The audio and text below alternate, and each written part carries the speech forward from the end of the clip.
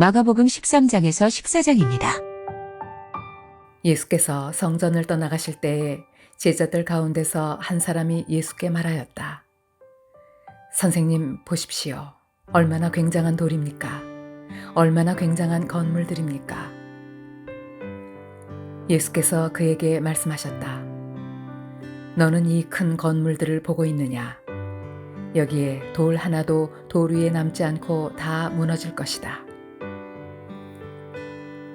예수께서 올리브산에서 성전을 마주보고 앉아 계실 때에 베드로와 야고보와 요한과 안드레가 따로 예수께 물었다. 우리에게 말씀해 주십시오.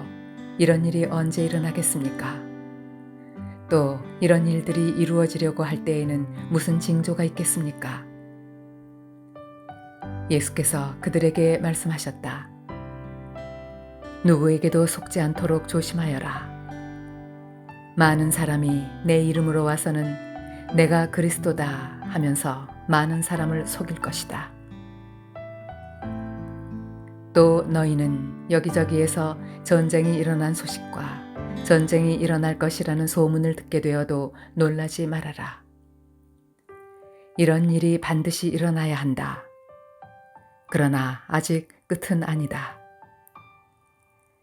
민족과 민족이 맞서 일어나고 나라와 나라가 맞서 일어날 것이며 지진이 곳곳에서 일어나고 기근이 들 것이다. 이런 일들은 진통의 시작이다. 너희는 스스로 조심하여라. 사람들이 너희를 법정에 넘겨줄 것이며 너희가 회당에서 매를 맞을 것이다. 또 너희는 나 때문에 총독들과 임금들 앞에 서게 되고 그들에게 증언할 것이다. 먼저 복음이 모든 민족에게 전파되어야 한다. 사람들이 너희를 끌고 가서 넘겨줄 때에 너희는 무슨 말을 할까 하고 미리 걱정하지 말아라. 무엇이든지 그 시각에 말할 것을 너희에게 지시하여 주시는 대로 말하여라. 말하는 이는 너희가 아니라 성령이시다. 형제가 형제를 죽음에 넘겨주고 아버지가 자식을 또한 그렇게 하고 자식이 부모를 거슬러 일어나서 부모를 죽일 것이다. 너희는 내 이름 때문에 모든 사람에게서 미움을 받을 것이다. 그러나 끝까지 견디는 사람은 구원을 받을 것이다. 황폐하게 하는 가증스러운 물건이 서지 못할 곳에 선 것을 보거든 읽는 사람은 깨달아라. 그때에는 유대에 있는 사람들은 산으로 도망하여라. 지붕 위에 있는 사람은 내려오지도 말고 제 집 안에서 무엇을 꺼내려고 들어가지도 말아라. 들에 있는 사람은 제 겉옷을 가지러 뒤로 돌아서지 말아라. 그날에는 아이 뵌 여자들과 젖먹이가 딸린 여자들은 불행하다. 이 일이 겨울에 일어나지 않도록 기도하여라. 그날에 환란이 닥칠 것인데 그런 환란은 하나님께서 세상을 창조하신 이래로 지금까지 없었고 앞으로도 없을 것이다. 주님께서 그 날들을 줄여주지 않으셨다면 구원받을 사람이 하나도 없을 것이다. 그러나 주님께서는 주님이 뽑으신 선택받은 사람들을 위하여 그 날들을 줄여주셨다. 그때에 누가 너희에게 보아라, 그리스도가 여기에 있다. 보아라, 그리스도가 저기에 있다 하더라도 믿지 말아라. 거짓 그리스도들과 거짓 예언자들이 일어나 표징들과 기적들을 행하여 보여서 할 수만 있으면 선택받은 사람들을 홀리려 할 것이다. 그러므로 너희는 조심하여라. 내가 이 모든 일을 너희에게 미리 말하여 둔다. 그러나 그 환란이 지난 뒤에 그날에는 해가 어두워지고 달이 빛을 내지 않고 별들이 하늘에서 떨어지고 하늘의 세력들이 흔들릴 것이다. 그때에 사람들이 인자가 큰 권능과 영광에 쌓여 구름을 타고 오는 것을 볼 것이다. 그때에 그는 천사들을 보내어 땅끝에서 하늘 끝까지 사방에서 선택된 사람들을 모을 것이다. 무화과 나무에서 비유를 배워라. 그 가지가 연해지고 잎이 돋으면 너희는 여름이 가까이 온 줄을 안다. 이와 같이 너희도 이런 일들이 일어나는 것을 보거든 인자가 문 앞에 가까이 온 줄을 알아라. 내가 진정으로 너희에게 말한다. 이 세대가 끝나기 전에 이 모든 일이 다 일어날 것이다. 하늘과 땅은 없어질지라도 나의 말은 절대로 없어지지 않을 것이다. 그러나 그 날과 그 때는 아무도 모른다. 하늘의 천사들도 모르고 아들도 모르고 오직 아버지만 아신다. 조심하고 깨어 있어라. 그때가 언제인지를 너희가 모르기 때문이다. 사정은 여행하는 어떤 사람의 경우와 같은데 그가 집을 떠날 때에 자기 종들에게 권한을 주어서 각 사람에게 할 일을 맡기고 문지기에게는 깨어 있으라고 명령한다. 그러므로 깨어 있어라.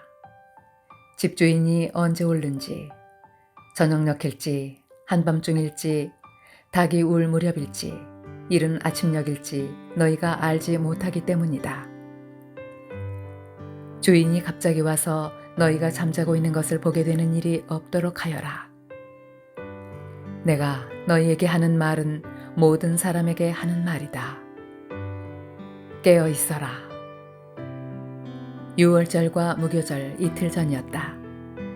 그런데 대제사장들과 율법학자들은 어떻게 속임수를 써서 예수를 붙잡아 죽일까 하고 궁리하고 있었다.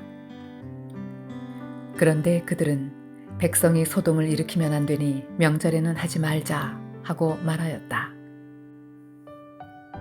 예수께서 베다니에서 나병 환자였던 시몬의 집에 머무실 때에 음식을 잡수시고 계시는데 한 여자가 매우 값진 순수한 나드 향유 한 옥합을 가지고 와서 그 옥합을 깨뜨리고 향유를 예수의 머리에 부었다.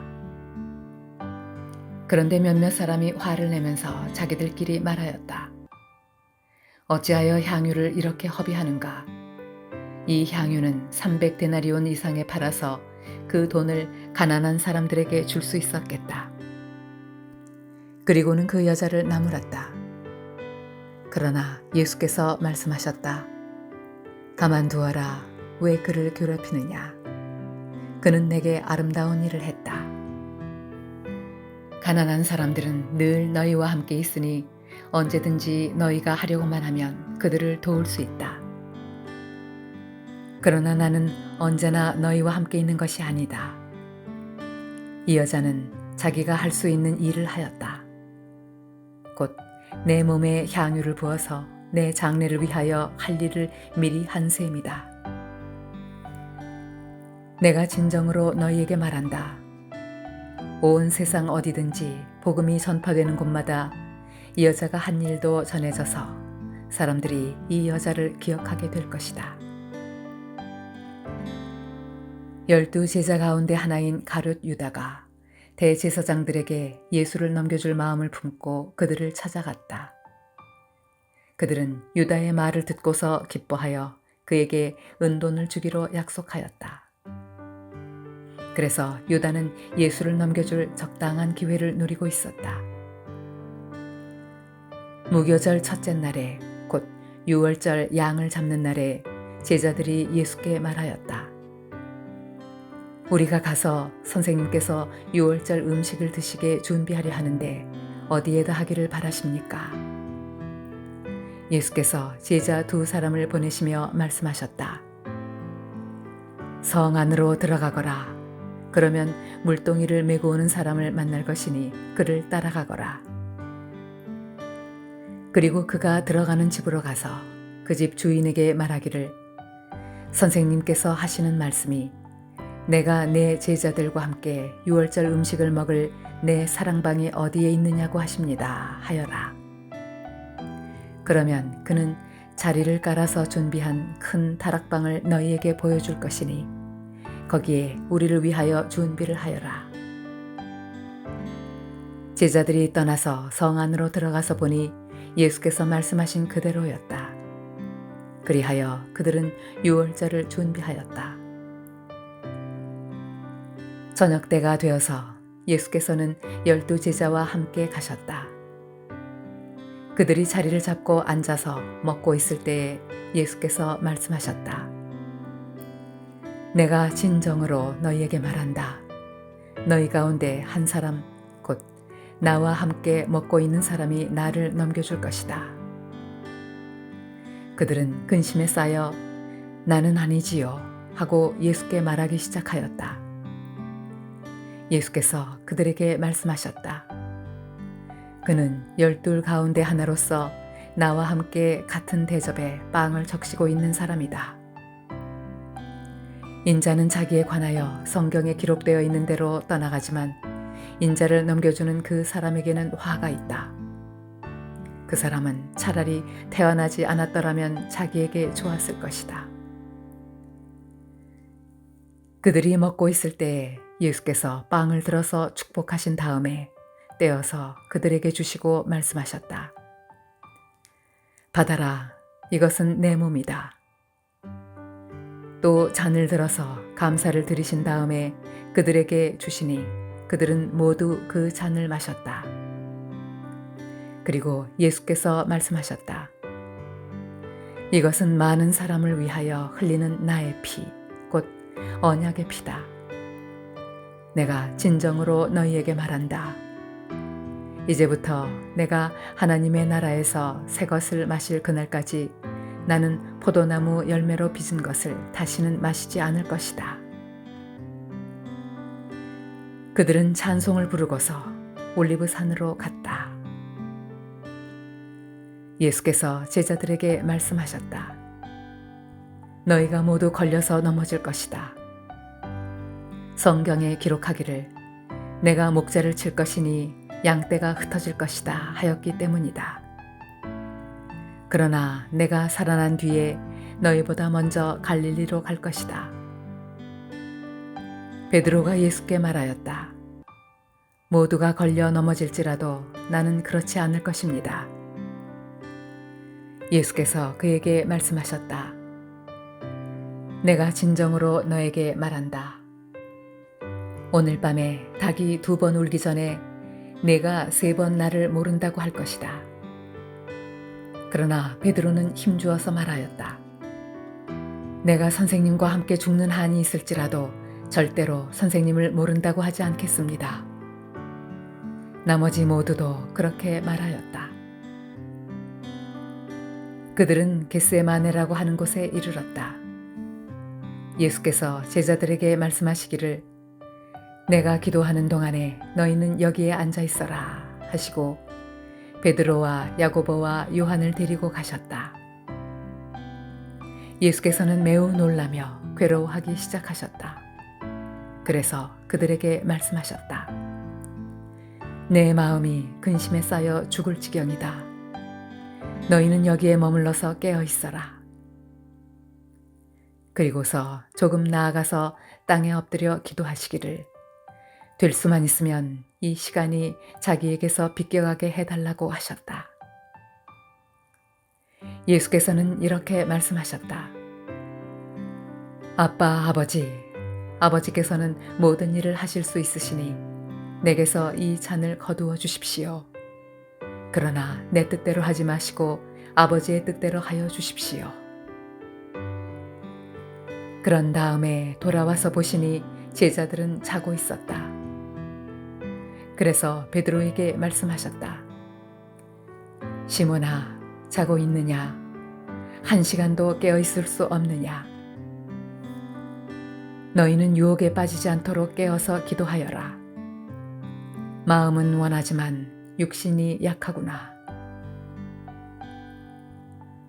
예수께서 다시 떠나가서 같은 말씀으로 기도하시고 다시 와서 보시니 그들은 자고 있었다.